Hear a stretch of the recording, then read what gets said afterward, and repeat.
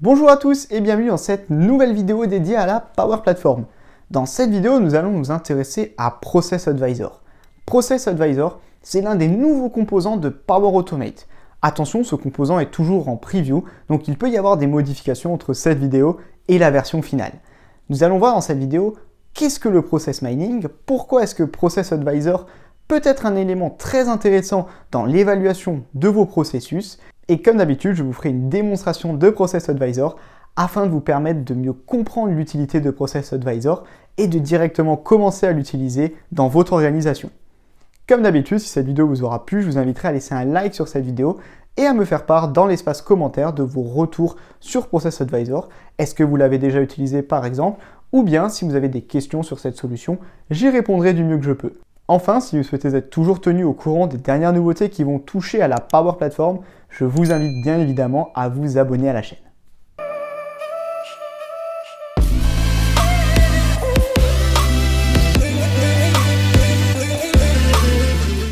Au sommaire de cette vidéo, je vous propose de revenir sur 4 différents points. Le premier, qu'est-ce que Process Advisor et pourquoi est-ce que ce composant est disponible à l'intérieur de Power Automate? Pourquoi l'utiliser? Pourquoi est-ce que Process Advisor va pouvoir peut-être répondre à certains de vos besoins? Comment l'utiliser à l'intérieur de Power Automate? Et enfin, je vous ferai une démonstration de Process Advisor afin de pouvoir vous montrer finalement à quoi ressemble cet outil et comment l'utiliser afin de mieux comprendre vos processus. Pourquoi utiliser Process Advisor? Utiliser Process Advisor, ça va vous permettre, comme vous le voyez à l'image, de mieux comprendre et de pouvoir visualiser un processus métier.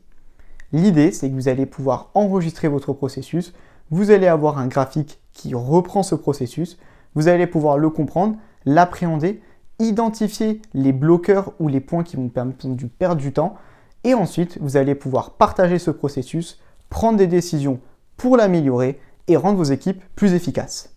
Comment utiliser Process Advisor? C'est très simple, comme je vous l'ai dit, c'est une solution qui est à l'intérieur de Power Automate. La seule petite nuance technique, c'est qu'il faut installer l'extension Power Automate Desktop afin de pouvoir commencer à utiliser Process Advisor à l'intérieur de votre organisation. Mais à présent, afin de mieux cerner Process Advisor, je vous propose de directement passer à une phase de démonstration où je vais analyser l'un des processus. À l'issue de cette analyse, nous allons voir ensemble comment prendre des actions pour pouvoir l'améliorer. Donc à présent ici, je vais vous montrer une petite démonstration de l'utilisation du Process Mining dans Power Automate à l'aide de Process Advisor. Donc comme vous pouvez le voir ici, j'ai déjà créé un process. Ce que je vais vous montrer surtout ici, c'est comment utiliser le recorder Power Automate Desktop pour pouvoir montrer et enregistrer votre processus. Et ensuite derrière, on passera sur la phase d'analyse qui va permettre à des analystes de mieux comprendre finalement comment marche votre processus, où est-ce qu'il peut être optimisé. Donc à partir de maintenant, je vais pouvoir démarrer l'enregistrement qui va me permettre d'analyser mon processus. Donc ici, il me suffit de sélectionner démarrer l'enregistrement et à partir de maintenant, toutes les actions que je vais effectuer vont bien évidemment être enregistrées. Donc ici, imaginez que je sélectionne à chaque fois mon logiciel de facturation et ici, je vais un petit peu le replacer, je vais vouloir y insérer des informations qui proviennent de factures que j'ai dans différents PDF. Donc juste ici, imaginez qu'à chaque fois je souhaite créer par exemple un nouveau compte à l'intérieur du logiciel de facturation. Ici, l'account name, on va par exemple ici reprendre Contoso Electronics, comme ceci. Et on va aller coller ça là. Et pour le primary contact et l'email, on va reprendre à chaque fois ici les informations du contact et qu'on va aussi rentrer ici et ici. Ensuite, je sauvegarde à chaque fois et ensuite, je ferme le logiciel de facturation. Donc, j'ai à présent enregistré mon processus. Maintenant, ce qui va être intéressant, c'est de voir dans Power Automate comment celui-ci va être analysé. Donc ici, il a bien été analysé. Je vais pouvoir le sélectionner. Ici, à présent, je retrouve une vue des enregistrements qui sont liés au process de facturation. Si je sélectionne un enregistrement, par exemple celui qu'on vient de réaliser à l'instant, que j'ajoute une activité, la première ça peut être Contoso, qui par exemple va me permettre ici de dire, bon ben ici c'est là où on a ouvert notre logiciel Legacy. Et ensuite je vais ajouter une deuxième activité qui est par exemple l'activité PDF, et qu'on va la mettre par exemple juste ici, c'est à partir du moment où on a ouvert le PDF. Je peux ensuite sauvegarder, donc j'ai bien segmenté différentes activités à l'intérieur de mon processus et je peux préparer cet enregistrement pour une analyse. Et enfin, maintenant que l'analyse a été effectuée, comme vous pouvez le voir ici, le statut de mon enregistrement a été analysé. Bien évidemment, j'aurais pu avoir plusieurs enregistrements qui seraient venus nourrir la partie analytique.